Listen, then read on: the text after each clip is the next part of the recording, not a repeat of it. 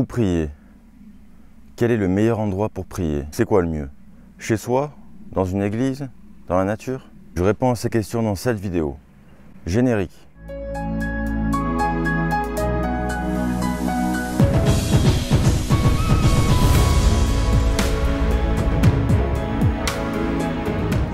Cette vidéo est la première d'une suite de vidéos qui va s'appeler comment bien prier. Donc je vais parler de la prière et donc il y aura plusieurs vidéos avec un thème à chaque fois.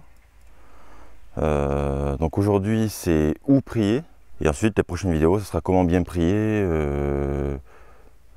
qu'est-ce que je dois dire, dans quelle position je dois prier, à qui je dois m'adresser dans ma prière, etc., etc. Donc il va y avoir comme ça plusieurs vidéos, donc peut-être 5-6 vidéos à la suite sur le thème de la prière. Voilà. Alors, je vais commencer cette vidéo en parlant de mon expérience à moi. Et donc je vais t'expliquer où j'ai prié. Donc moi, comme je t'ai expliqué dans les précédentes vidéos, j'ai commencé à me rapprocher de Dieu en allant à des messes. Donc le premier endroit où j'ai prié, c'est dans des églises. À chaque fois que j'allais à la messe, je priais. Déjà, il y a des messes, il y a des prières pendant la messe. Et souvent, juste après la messe, on prie également. Donc, premier endroit où moi j'ai prié, ça a été dans les églises. Même si j'ai pu avoir prié avant un petit peu dans mon coin, mais c'était très très limité. Et donc je considère que les premières fois où j'ai vraiment prié, c'était dans les églises. Dans les églises, donc aux messes. Et ensuite j'ai prié chez moi, souvent. Notamment quand le prêtre, après les confessions, me donnait des prières à réciter. Donc ces prières-là, je les récitais chez moi. Mais il y a également des fois où je récitais des chapelets, etc. Dans des églises, ou même d'autres prières que le chapelet, dans des églises. Et également chez moi aussi. Donc en fait ça s'articule de cette manière-là. J'ai prié dans des églises et chez moi. Et donc pour répondre à cette question, où prier, j'ai sélectionné dans la Bible certains passages dans le Nouveau Testament où Jésus, notamment, beaucoup, parle de la prière. Et donc étant donné que dans cette vidéo on se demande où prier, j'ai sélectionné quelques passages qui parlent de ça. C'est de cette manière-là que je vais répondre à cette question. Donc je vais commencer avec le premier passage que j'ai relevé dans la Bible. Et donc ce passage, c'est un passage dans l'évangile de Matthieu. Donc le premier passage que j'ai relevé, c'est dans Matthieu, chapitre 6, versets 5 à 6. Et donc ce passage, je vais te le lire et je te mettrai l'image de ma Bible en photo pour que tu puisses avoir l'écrit. Ce passage, il dit: lorsque tu pries, ne sois pas comme les hypocrites. Ils aiment prier debout dans les synagogues et au coin des rues, pour être vus des hommes. Je vous le dis en vérité, ils ont leur récompense. Mais toi, quand tu pries, entre dans ta chambre, ferme ta porte et prie ton Père qui est là dans le lieu secret.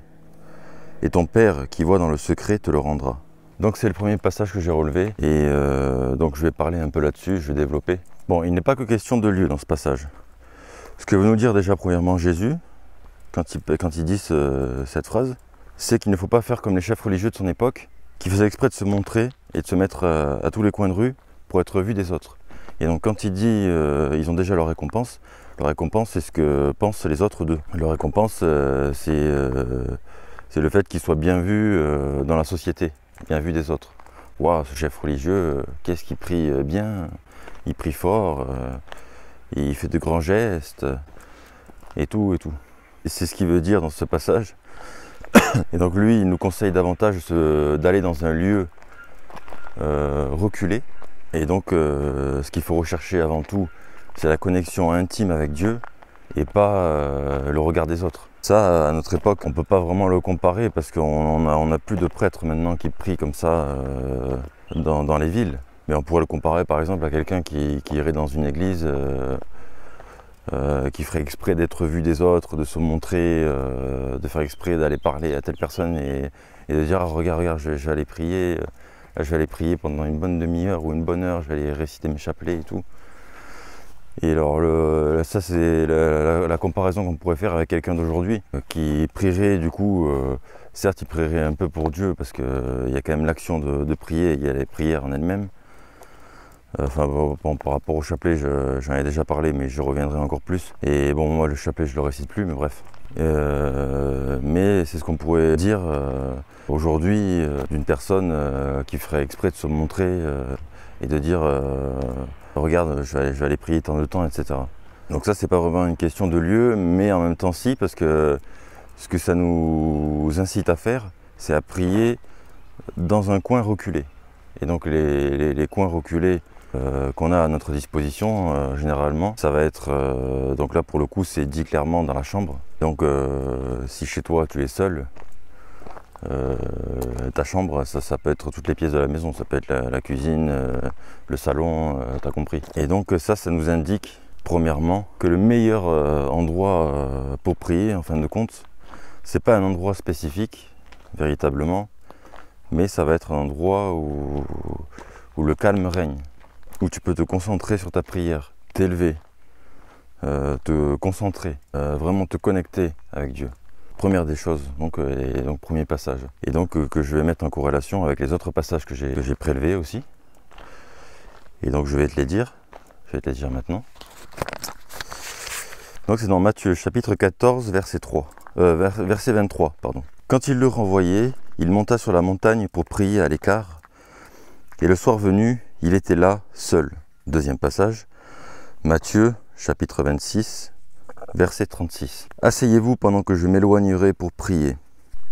Ensuite, dans Marc, chapitre 1, verset 35. Donc, 3 petits points, il y a quelque chose qui est écrit avant, je ne l'ai pas écrit, je me concentre sur la fin du verset. Il se leva et sortit pour aller dans un endroit désert où il pria. Donc là, 3 autres passages qui indiquent clairement que Jésus, très souvent, se retirait dans des endroits déserts pour aller prier. Et donc, étant donné qu'il n'avait pas de maison, sa chambre, comme il est écrit dans le premier verset que je t'ai cité, ben, en fin de compte, c'est tous les endroits dans la nature où il peut être au calme. Et donc, en fait, tous ces passages-là, ils nous indiquent qu'il n'y a pas véritablement un lieu spécifique pour prier. Mais ce qui va être important, ça va être tout simplement de trouver un endroit calme. N'importe quel endroit. Autre passage que j'ai relevé, donc c'est dans 1 Thessaloniciens, chapitre 5, verset 17. Et donc là, priez sans cesse. On ne peut pas prier sans cesse. On fait tout un tas de choses dans la journée, on ne peut pas prier sans cesse. On travaille, on mange, on fait du sport. Si on a des enfants, on s'occupe de ses enfants.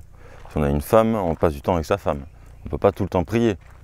Mais donc c'est un passage qui veut aussi nous dire qu'en fait la prière, c'est pas uniquement se mettre en position de prière et prier, que ce soit à haute voix, en chuchotant, etc. Prier, ça va aussi être penser à Dieu, être en connexion avec lui à l'intérieur.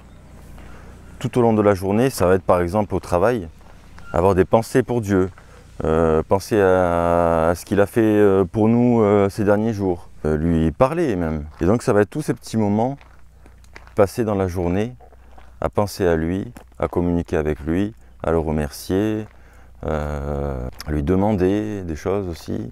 Et donc là pour le coup, le lieu de ces prières-là, ça va être partout en fait.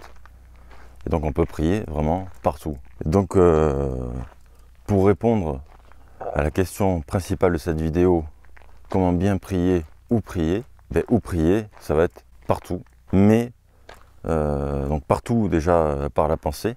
Et après, pour ce qui est des prières vraiment en tant que telles, de se mettre en position vraiment, etc. et adresser une prière cohérente d'un point A à un point B, une prière telle qu'on l'entend, ça va être un lieu calme, un lieu reculé. Et donc moi je te dis ce qu'il en est pour moi. Moi je prie dans ma chambre. Voilà. Je prie chez moi. Et donc pour moi c'est le meilleur endroit. Et c'est ce que nous dit la Bible. Et donc tu le vois à travers les passages que je t'ai cités. Donc réponse à la question, partout et dans une pièce où tu te sens bien et où c'est calme. Ah, et un passage que j'allais oublier, que j'ai noté aussi, que j'ai oublié de dire, c'est dans 1 Timothée chapitre 2 verset 8. Et alors là c'est clair, je veux donc que les hommes prient en tout lieu. 3 petits points, le verset continue, moi j'ai noté que ça. Je veux donc que les hommes prient en tout lieu. Chose que j'ai oublié de dire, les passages que j'ai cités dans la Bible n'invalident pas non plus les prières en groupe. Donc les prières dans les églises, les prières n'importe où tu veux, dans la nature, bref. Il y a plusieurs passages dans la Bible, dans le Nouveau Testament notamment, en ce qui concerne Jésus, qui nous montrent bien que Jésus priait aussi souvent avec d'autres personnes, avec de la foule à côté de lui, notamment lors de son baptême, il n'est pas seul, il prie. À plusieurs endroits, il prie en compagnie d'autres personnes. Donc ça, j'ai oublié de le dire, mais c'est important de le préciser. Donc en ce qui concerne les lieux de prière, comme je disais, ça peut être partout, mais surtout dans les endroits reculés, calmes, donc dans la chambre et tout, chez toi. Mais du coup, ça peut être aussi dans les églises, les dimanches, les jours de fête, puis n'importe quel jour. Et donc là, pour le coup, c'est bien de prier dans les églises ou dans n'importe quel autre endroit. Voilà. Donc voilà pour cette vidéo, pour cette question. Donc les prochaines vidéos, ce sera pareil, comment bien prier. Et ça sera sur un autre thème. Donc là, pendant plusieurs vidéos, ça va être comment bien prier. Voilà. Et donc, j'espère que cette vidéo t'a plu. Abonne-toi vraiment et interagis avec la chaîne. Ça me donnera de la force et ça me donnera du courage pour continuer. Et ça permettra de propulser la chaîne et de montrer ses contenus à beaucoup plus de personnes. Donc je te laisse là-dessus. Que le Seigneur soit avec toi. C'était Florian. Salut! Et là, j'essaie des choses. Le fait de lire, par exemple, des passages de la Bible comme ça dans la vidéo, je ne sais pas ce que ça va donner, je ne sais pas ce que ça va rendre. Et autant bien, ça va manquer un peu d'énergie. Moi, c'est l'impression que j'ai là quand je suis en train de tourner. Je suis en train de me dire ça va manquer d'énergie parce qu'à chaque fois, il faut que je sorte mon calepin, que je lise, que ça me fait m'arrêter. Des fois, comme c'est mal écrit, je vois mal ce qui est écrit. Du coup, je m'arrête, je fais une pause, hop, je reprends. Je redis le passage et compagnie. Du coup, là, au montage, je vais enlever tous les blancs, enlever tous les passages où j'ai répété, où je me suis arrêté, où j'ai soufflé et tout. Mais je ne sais pas ce que ça va rendre, même avec le montage. Donc là, je teste, je fais des trucs. La chaîne, elle est toute nouvelle. Moi, ça fait que 7-8 vidéos que je fais. Et je suis loin d'être au point encore. Je m'améliore au niveau des montages et même dans ma manière de m'exprimer, dans mes idées et tout et compagnie. Mais pour l'instant, je sens bien que c'est encore fragile et qu'il va me falloir des heures et des heures de vidéos pour être vraiment à l'aise et pouvoir vous sortir des vidéos vraiment de qualité, quoi. Donc j'essaye, je fais des trucs et je verrai bien si ça marche.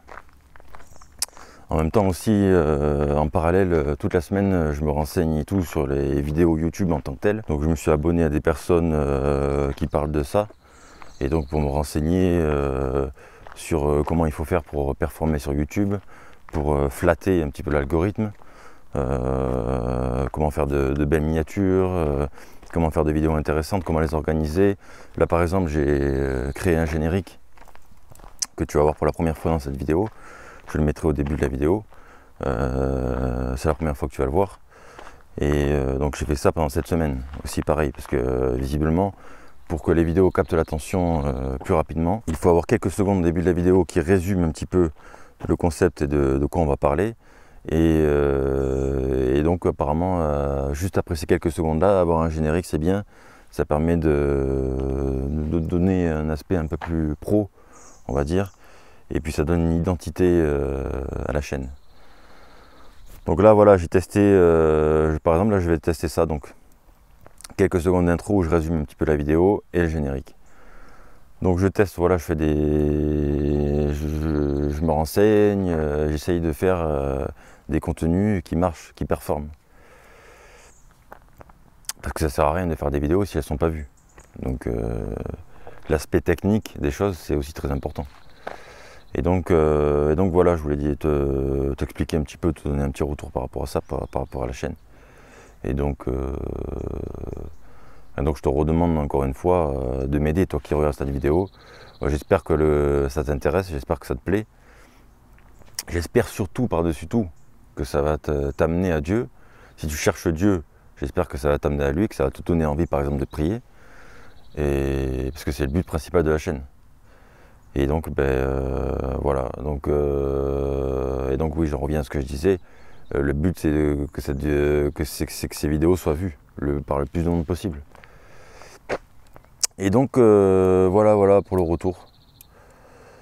Donc, salut.